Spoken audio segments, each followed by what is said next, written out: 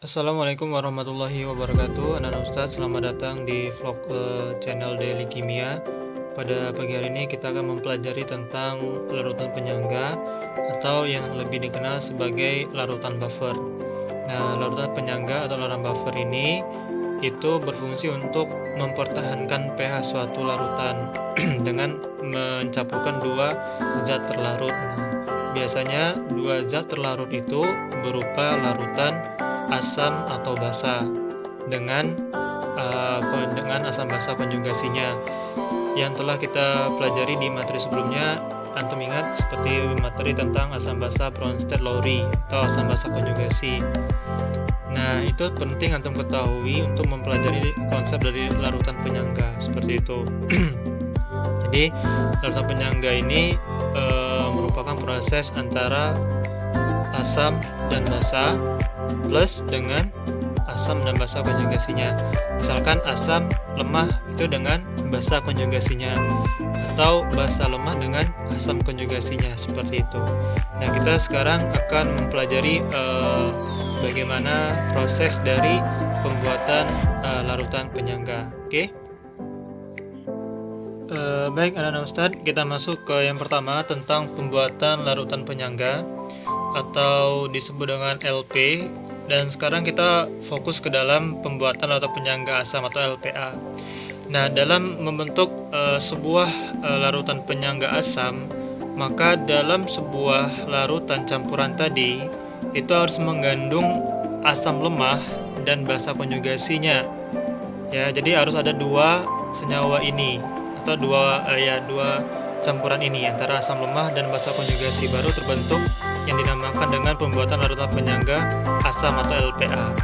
Nah, dalam pembuatan larutan penyangga ini kita membutuhkan tiga proses. Yang pertama, proses campuran antara asam lemah dan garamnya. Terus yang kedua, asam lemah berlebih dan basa kuatnya. Dan yang ketiga, garam dari asam lemah yang berlebih dan asam kuatnya. Nah, bagaimana sih maksudnya dari ini? Maka kita akan masuk pembahasan yang pertama tentang asam lemah dan garam dari asam lemah.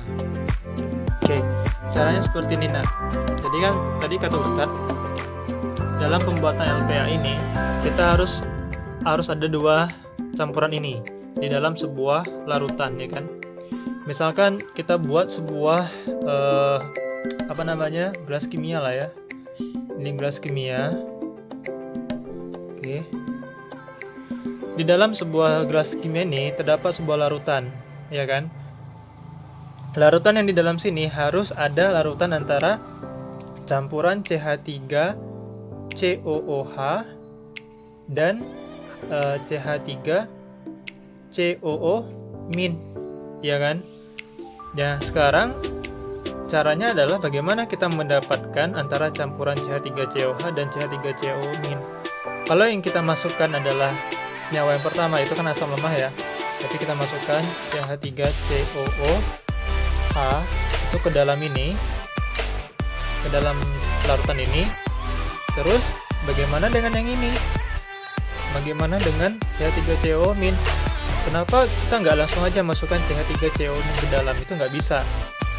Kenapa? Karena CH3COO- itu berupa ion. Sedangkan kalau di dalam sebuah larutan itu harus dalam bentuk senyawa. Berarti CH3COO kan senyawa nih, senyawa asam lemah. Berarti direaksikan dengan sebuah senyawa, ya, bukan ion. Sedangkan di sini CH3COO itu min itu adalah ion. Dia bermuatan, jadi nggak bisa. Nah, caranya bagaimana? Caranya adalah mereaksikan antara asam lemah dengan garamnya, ya, dari asam lemah. Caranya bagaimana untuk mendapatkan CH3COO- di dalam sini? Nah, kita tulis sekarang asam lemah apa tadi kita pakai? Asam asetat kan, atau CH3COOH, ya kan? Nah, direaksikan garam dari asam lemah ditambah dengan apa? Untuk mendapatkan garam, ingat, kalau untuk mendapatkan garam harus direaksikan, ya kan, antara asam atau basa. Ingat, konsepnya adalah konsep pembuatan garam, ya kan, yang kita sudah pelajari sebelumnya. Nah, kalau misalkan untuk membentuk sebuah garam, berarti ada namanya asam plus basa baru menghasilkan garam. Iya kan? Asam, basa, menghasilkan garam. Nah, sekarang kita tahu bahwasanya untuk pembuatan garam itu ada beberapa konsep. Yang pertama, asam lemah, terus basa kuat, garam. Konsep pertama. Yang kedua, kalau reaksi antara basa kuat, asam lemah, garam, atau basa kuat, garam, atau asam lemah, basa lemah, garam. Itu kan konsep dari pembuatan garam, ya kan, yang telah kita pelajari sebelumnya. Jadi kalau kita ingin mendapatkan suatu garam, maka kita mereaksikan antara asam dan basanya terlebih dahulu, ya kan. Nah, kita buat larutan asam tadi CH3COOH, ya kan, ditambah dengan basa. Basa di sini kita pakai yang mudah itu NaOH, ya kan, NaOH. Menghasilkan garamnya apa? Garamnya adalah CH3COOH Na ditambah dengan H2O. Nah, udah, berarti kita sudah dapat nih garam dari asam lemah, yaitu CH3CONA. Gitu kan?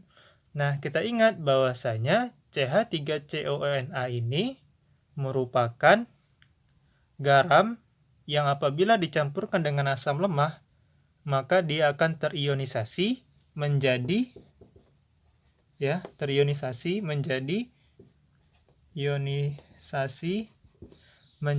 apa?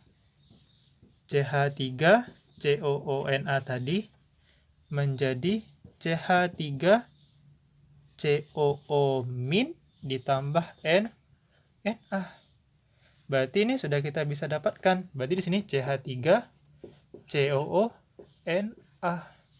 Dapatlah senyawa di dalam sebuah larutan itu adalah CH3COH dan CH3COO-, di mana CH3COO- ini atau basa konjugasi ini berasal dari garamnya, yaitu CH3COONA. Seperti itu. Dari mana dapat CH3COONA? Dari reaksi antara asam lemah dengan basa kuat, kayak gitu. Nah, ini adalah proses yang pertama, yaitu pembuatan LPA, larutan penyangga, dengan proses pencampuran antara asam lemah plus garam dari asam lemah, kayak gitu, dengan proses seperti ini. Ini ada proses ionisasi. Kita masuk ke materi tentang pembuatan LPA menggunakan proses asam lemah berlebih ditambah atau bereaksi dengan basa kuat. Baik, nah Ustadz, kita masuk yang kedua tentang proses pembuatan larutan penyangga asam dengan proses pencampuran antara asam lemah dan basa kuat. Kalau yang pertama kan asam lemah dan garam, ya. Sekarang asam lemah dan basa kuat. Ingat, prinsipnya adalah dalam sebuah larutan penyangga itu harus di dalam larutan itu harus ada campuran antara asam lemah dan basa konjugasinya. Jangan sampai lupa. Sekarang kita masukkan suatu senyawa asam lemah, ya. Katanya kan kita pakai yang pertama CH3COOH, tambahnya basa kuat kan. Basa kuatnya apa? NaOH. Nah, kita lihat apakah ketika kita mencampurkan dua senyawa ini akan membentuk CH3COH dan CH3COO kembali. Nah, untuk membentuk ini, ya, reaksi ini, kita buat hasil reaksinya adalah CH3COO Na ditambah H2O, ya kan? H2O.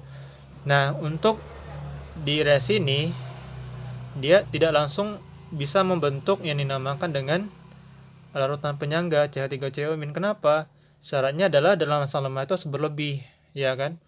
Nah, kalau asam lemah berlebih berarti kita mempunyai proses selanjutnya, yaitu proses stoikiometri. Nah, stoikiometri di sini kita pakai mula-mula, reaksi, dan setimbang, ya kan? Mula-mulanya anggaplah di sini asam asetatnya 4 mol. NaOH-nya 2 mol, ya kan? 4 mol ini karena dia harus berlebih, ya kan? Yang ini harus kurang, ya. Di sini belum ada. Nah, jadi di sini karena yang bereaksi adalah dengan basa kuat kan 2 mol nih, ya. Berarti dalam bentuk reaktan, ya, yang bereaksi kan 2 mol. Kenapa min? Karena dia reaktan 2 mol. Ini juga 2. Ini kan produk, berarti dia positif kan, 2 mol. Ini enggak usah, ini larutan samping. Oke. Nah, ini berapa kita jumlahkannya jadi 2 mol. Dan sini habis, ini jadi 2 mol. Jadi dalam reaksi campuran antara CH3COH dan NaOH mendapatkan hasil reaksinya adalah CH3COH dan CH3CONa kembali seperti itu. Jadi bisa didapatkan. Maka yang didapatkanlah ketika direaksikan antara asam asetat dan NaOH, maka dia tetap membentuk CH3COH dan CH3CONa. Jadi nanti CH3CONa nanti yang berupa garam akan terionisasi kembali menjadi CH3CO- dan Na+, sehingga terbentuk nanti di sini tetap CH3CO- seperti itu. Ketiga, berarti antara garam dengan asam kuat. Berarti antara garam dan asam kuat menghasilkan, anggaplah asam kuatnya HCl ya. Berarti CH3COOH ditambah dengan NaC, NaCl ya kan. Nanti reaksi ini akan kita buat mula-mula reaksi dan setimbang. Ingat harus berlebih garamnya, misalkan di sini 5, di sini